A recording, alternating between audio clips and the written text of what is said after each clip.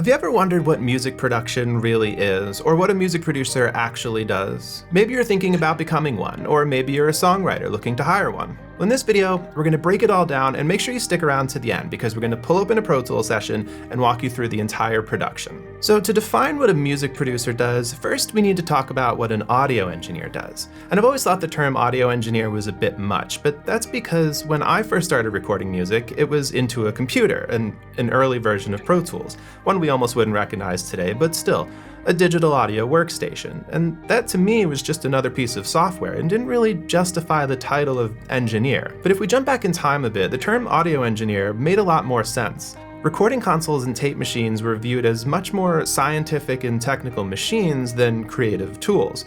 They were very complex, and the people who knew how to use them truly deserved the title of engineer. In some cases, they even wore lab coats. So we had someone running the machines and pressing record, but they weren't necessarily the ones with the vision, working creatively with the artist to sculpt the sound of the record.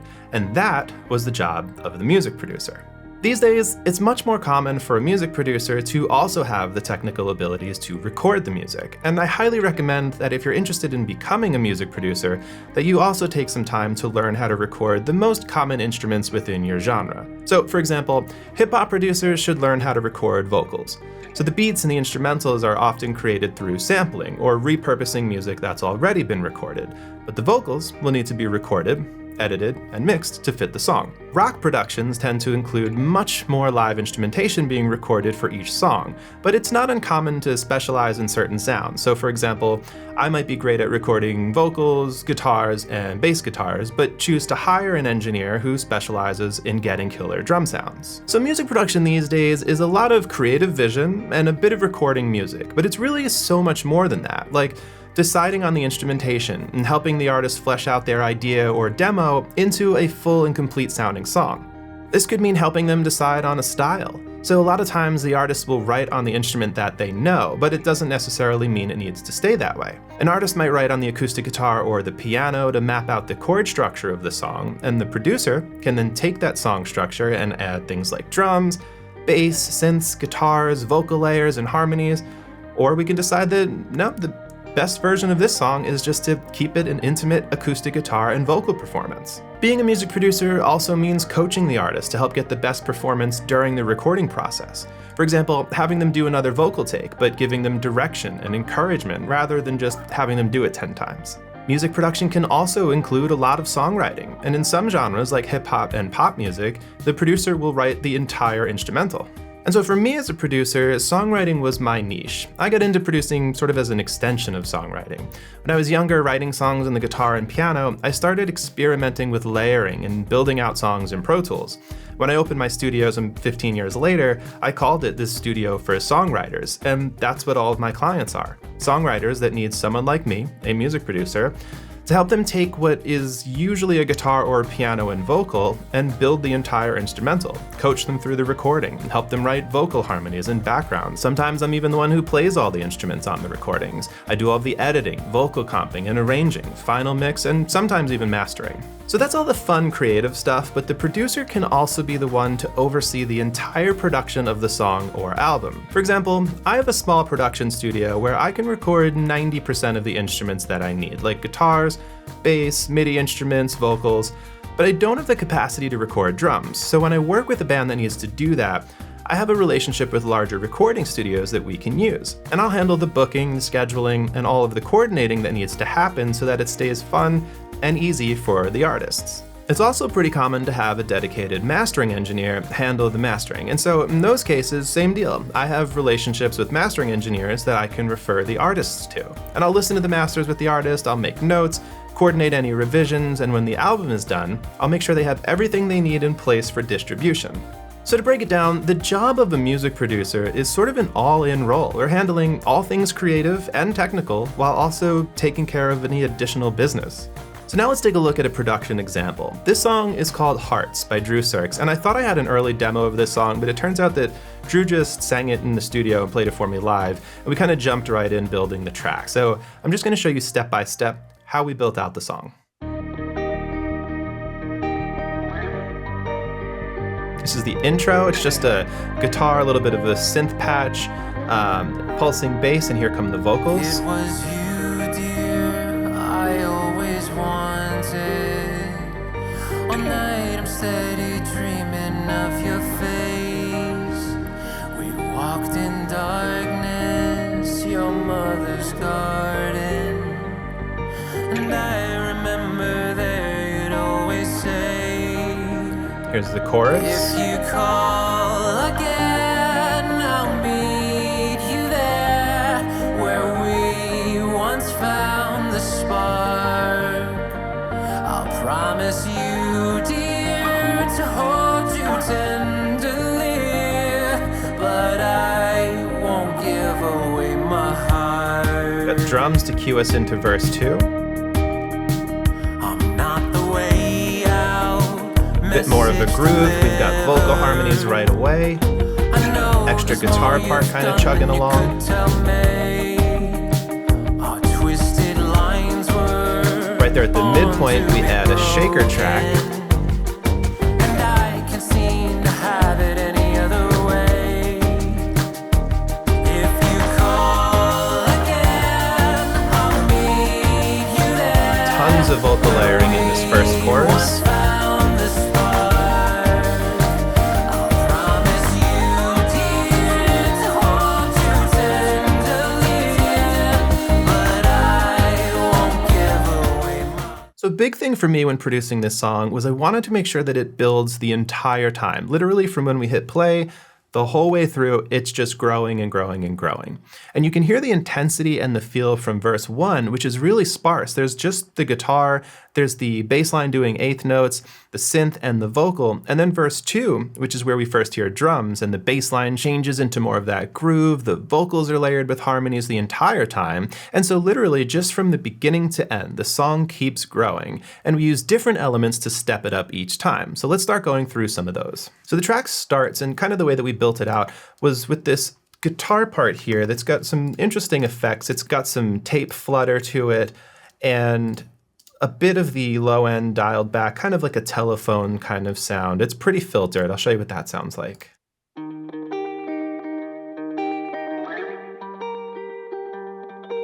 that kind of sets the feel of the whole song to me. Everything revolved around this sound. And so I wanted to establish 3 things from the beginning here. I needed some rhythm without drums because I knew I wanted to add those later. I wanted more atmosphere and a melodic instrument. And so for rhythm, I decided to go with a bass that just does straight eighth notes right from the beginning.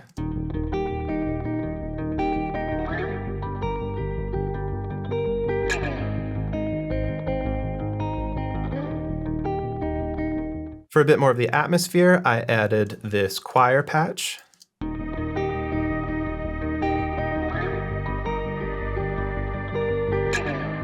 It's got a real washy kind of slow glide between the chords that I love. And then I have this sort of vocal bell kind of synth line here that I'll show you on its own. It's really simple.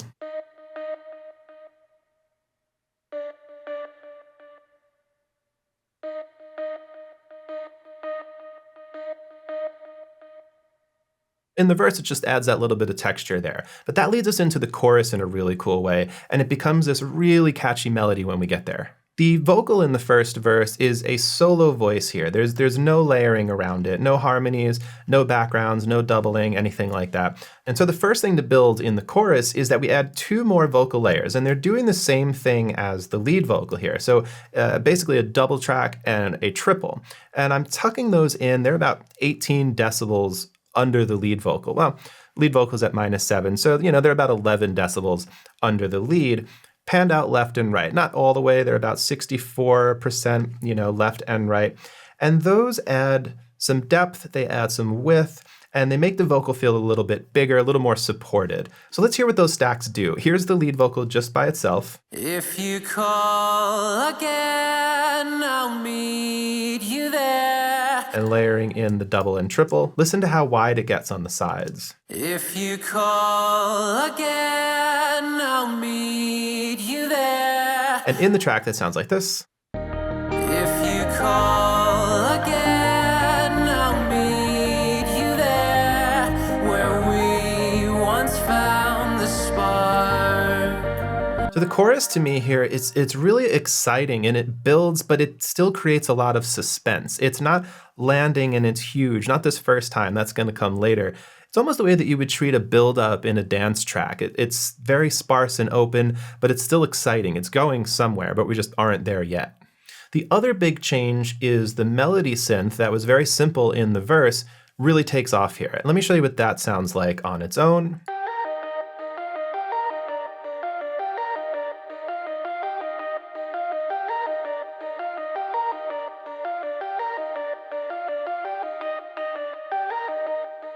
And altogether, here's how we go from verse to chorus. If you call again, I'll meet you there, where we once found the spark. I'll promise you, dear, to hold you tenderly, but I won't give away my heart. All right, so coming out of the chorus is the first time that we hear drums. They hit at the last measure of the chorus, so you can feel something is coming, and then when the bass groove is different in verse 2, it's a step up, but it's not shockingly unexpected because the drums tell us that something is changing. So let's listen to verse 2. Here's coming out of the chorus. But I won't give away my heart. I'm not the way out, message delivered. I know there's more you've done than you could tell me. So verse 2 is the first big drastic change. If we listen to verse 1, It was you, dear, I always wanted. All night I'm steady dreaming of your face. it's still very sparse and open, and that carries pretty much all the way through the chorus, staying sparse and open. And verse 2 is where we break out from that sort of build up and give it some groove, give it some percussion, and start building the vocal layers. I'm not the way out, message delivered. I know there's more you've done than you could tell me. So right away we start verse 2, we have a drum groove, we have the bass line doing a bit more movement than it was doing, and we have vocal harmonies right away. We have a stack here. Again, they're doing a left and a right. Everything's pretty much at least doubled. You'll see when we get into the choruses, some things are tripled and just kind of adding to the layering. At the halfway point, something I love here is this shaker track that we add. Let's listen to the percussion here.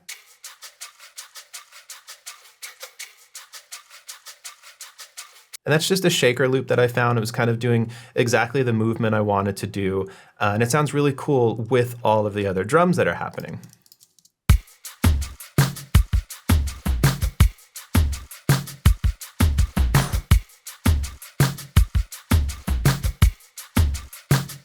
And with the bass.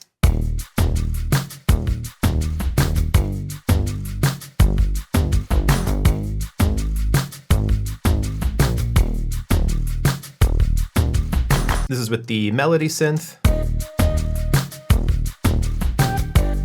It's still very simple in verse 2. And we've got a guitar. Two guitars, actually. One of them is just kind of chugging along. And this first one, again, is that kind of filtered guitar that we had throughout the whole song. Now, chorus 2 is explosive relative to chorus 1. Chorus 1 gives us a taste, but its job is to showcase the vocal melody, and that's really it. Chorus 2 blows it up with harmonies, backgrounds, we have percussion layers, the bass is grooving more and walking around, everything ramps up. So for example, these are all the vocal tracks in chorus 1. There's 3 of them, and they're all doing the same part.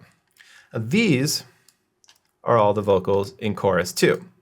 So we have harmony layers throughout, and on the second half, we have harmonies and kind of a call and response background. So let's take a listen to what's happening there. If you call again, I'll meet you there, where we once found the spark. I'll promise you, dear, to hold you tenderly, but I won't give away my heart. So the vocals step us up here. Let's take a look at what's going on instrumentally. We have 2 guitars, Our first one, again, is sort of that same guitar track with the filter and the tape emulation. And we layered that.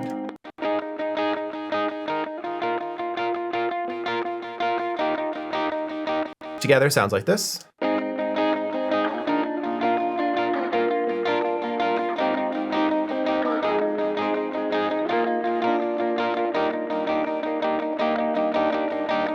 Here's with the synths and the bass.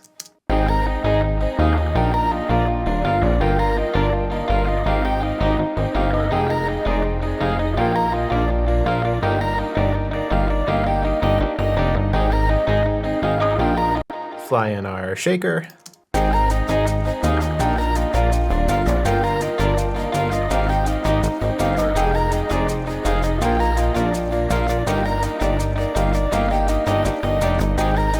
Here's the rest of our drums.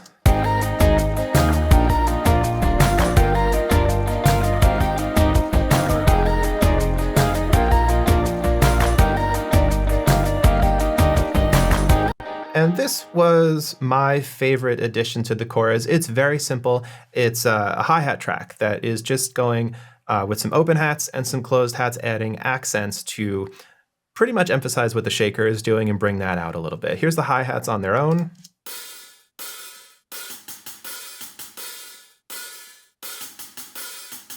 So simple, but if we listen to the shaker and bring the hi-hats in,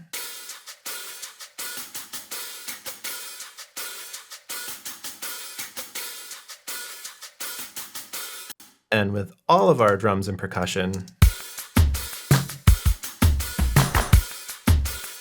that grooves. Add our bass.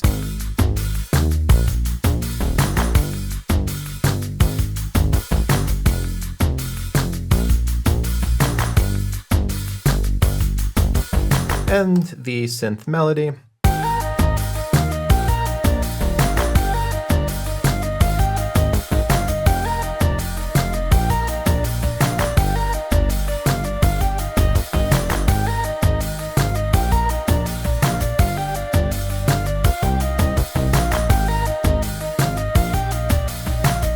And all together, chorus 2 sounds like this.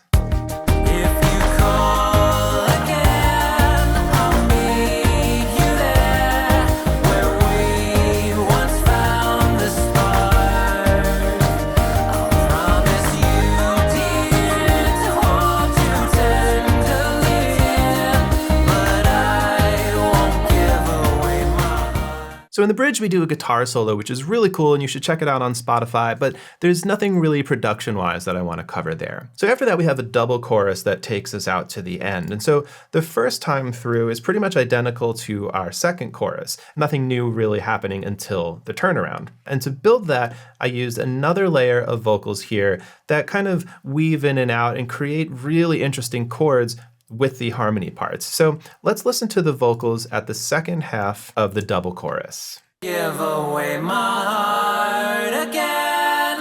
I'll meet you there where we once found the spark. I'll promise you, dear, to hold you tenderly, but I won't give away my heart. Okay, so the cool thing here, what makes it different than the first time this happens, is obviously these extra layers, and we're gonna get to those on their own, but we have the same call and response vocals, but they sing different notes. And the reason for that is that these vocals here step them up in terms of pitch. So let's listen to this stack of vocals in the first run through of the last chorus. I promise you. When that happens in the second half of the double chorus, they're a little bit higher.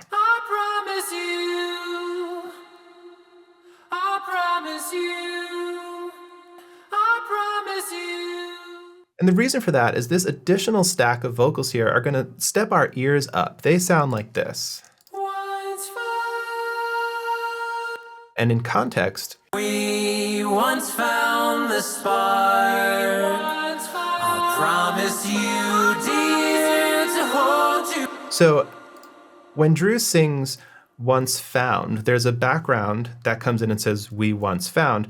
And then we repeat that one more time. That's this layer here. So from this first harmony through this repeat, we step up the pitch twice. We once found, I promise you. And so because of where this additional background places our ears, that's why I chose to have this repeat on the lyrics, I promise you, step up as well. Again, we're up here, I promise you. while the first time through, I promise you. and we do something similar on the next batch of vocals. To hold you tenderly, but I, So on the word but I, we have that same stack here, but we layer it, just building the entire time. So let's take a listen to all of the vocals in this last chorus. give away my heart again. I'll meet you there where we once found the spark.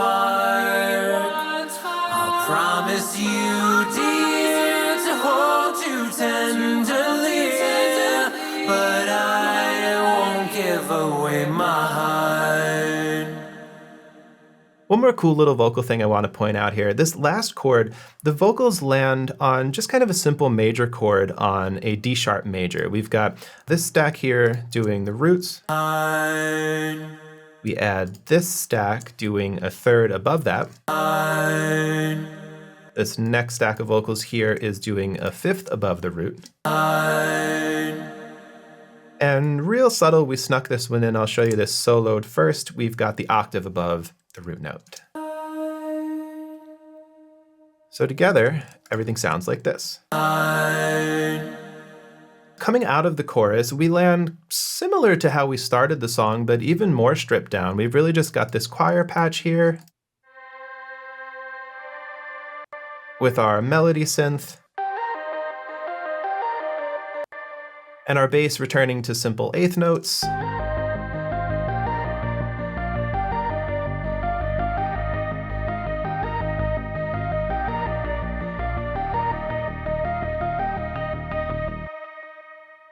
We let the delay and the reverb fade out, and that's how we end the song. So thanks for sticking around to the end. I hope this video kind of shed a little bit of light into what it actually means to produce a song. And if you found this video helpful, consider subscribing, and I'll see you in the next one.